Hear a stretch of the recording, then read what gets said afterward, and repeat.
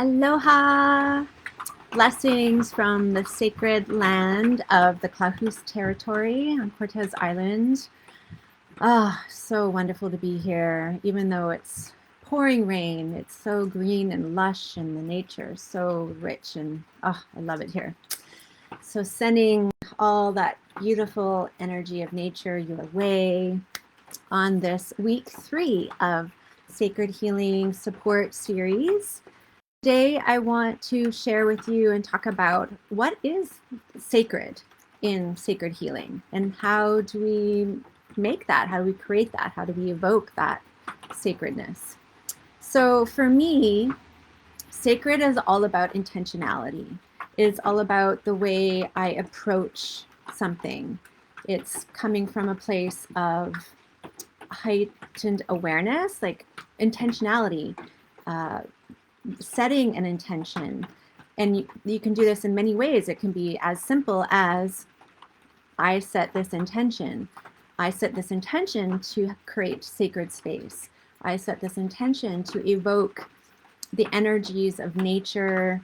Often people will do a ritual, create an altar. I have an altar in my healing temple with different representations of nature, and like I have a statue of Buddha and Kuan Yin and Tara. She is the goddess of compassion. So to evoke these energies of awakened being, of kindness, things that represent those energies that we want to have in our healing time, our healing space. I also have a sacred flower from Hawaii there, some crystals that are very significant to me that people have given me, my different elements of for smudging. So I have sweetgrass and sage and Palo Santo. I also have in Hawaii, they don't use smoke to smudge, they use water. And so I have, and they use a tea leaf with water. They dip the tea leaf in the water. And so I have a spray that's rose and tea leaf to spray to like cleanse the space. So and then there's prayer, right? So often I will, as I'm setting the space for a healing session for someone, I will go to my altar and I will evoke a prayer to set the sacred space, to call in the energies that I want to call in, the energies of compassion and kindness and wisdom and inspiration, to call in my spirit guides, the master healers. And so in Hawaiian, and calling in my connection to spirit to let spirit know my gratitude and my love. So uhane, aloha, mahalo, and then calling in my spirit guides, the ancestors, the master healers, and my higher self is Auhea na akua, na aumakua, na kupuna na kahuna. And then I like to affirm that love is here, love is everywhere, with a prayer that Uncle Harry Uhane taught me, which is E aloha e, which is affirming that love is here, love is everywhere, and blessing this sacred temple. E ho'omaikai, heia keia. And then affirming that we are one with love.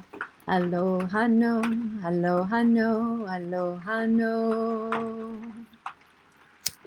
And fire in many cultures is sacred.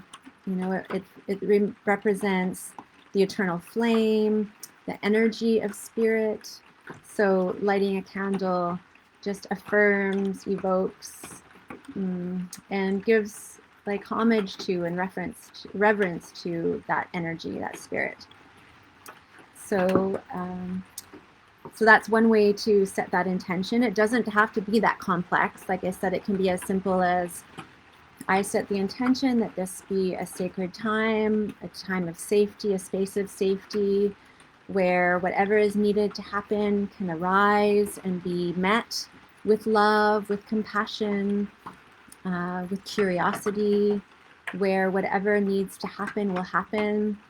You know, in Hakomi, which is body-centered psychotherapy, that is the intention. And, you know, I've talked about loving presence, you know, simply that I be a loving presence creates a sacred container, and that confidentiality, you know, assuring your client that anything that is shared is held in confidence, to call in support, you know, of forces that are unseen. You know, if it could be spirit guides, if you believe in that, angels, any master healers that you do believe in, like Jesus or Buddha or Mary Magdalena, Tara, Kuan Yin, or maybe, or any that you have connected to in your own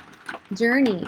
You know, I have some inner shaman parts that have presented themselves that are here to support me, and I have yeah, a healing assistant that I call upon to help me to know that I don't have to, it's not about me making something happen. It's about me setting the intention that this is a space where healing can happen. And then, so that's a big part of the sacredness and sacred healing, is the intentionality, and creating that intentionality in whatever way that you want to, as simple as you want to, or as complex as you want to. You can use instruments like crystal bowls, chimes, anything to create sacred space, to drum, right? Drumming. There's so many ways to kind of evoke, create that sacred space. And then another big component of sacredness and sacred healing, in my belief, in my approach, is that it's about the whole being. That we aren't just healing the mind, or we aren't just healing one part of the body, or we aren't just healing one thing. That I approach each being as this whole complex being that is mind, body, heart, and spirit, and that they're all connected, all linked, and that when there's something challenging going on mentally, that it has a connection physically to the heart. And in the Hawaiian tradition, it's believed that all healing is happened between the relationship with spirit, the person's relationship, to come into this alignment that I've spoken about in past videos, that pono in Hawaiian is making right what is right, coming back into right relationship with ourselves, with spirit, all aspects of ourselves. This is what is sacred, is this approach of our sense of wholeness, that we aren't just these parts that are disconnected and we just need to fix this one thing and everything will be better. It's not about fixing one thing. It's about remembering, reconnecting, realigning ourselves with who we really are, and that energy of spirit, of life force itself, however you want to think of it. Some people think of it as spirit, some people think of it as the mystery, the divine, God, love, essence, source. You know, it's that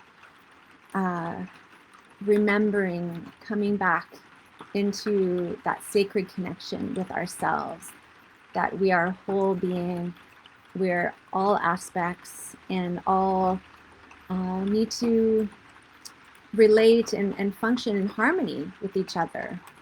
And this is why I so appreciate and honor the teachings, the wisdom teachings of the original peoples, the Hawaiian peoples, the indigenous peoples of our land, of every land, they knew and understand, and still do understand, this connectivity, this importance of living in harmony with ourselves, with the land, with nature, with each other. And that is another element of what is sacred, to remember that, to reconnect to where we've come from, our roots, to nature itself, that there is energy available to us from nature, from our hearts, from our own spirit, from another being that can help us on our journey of remembering who and what we are. So that is everything that I have to share about the sacred at this time. I'm sure there's much more because it's such a big topic. But yeah, in essence, it really, again, comes down to our intention, and we can evoke that in many ways, and the remembering, the acknowledging of our connectivity, and yeah, and to come back into harmony and alignment with all that we are and all that is. And in that, healing happens. That is what sacred healing is in the remembering, in that creating of that sacred space, in the opening of this energy of our alignment. Healing happens spontaneously, naturally. We are our nature is to naturally move towards this coming back into equilibrium, into harmony with ourselves and each other and the land, nature. So please post any questions. Feel free to get in touch with me if you have anything to share, anything about your own experience or your own ideas of what the sacred is to you. Thank you so much for tuning in, and wishing you a blessed, sacred rest of your day. Mwah. Namaste.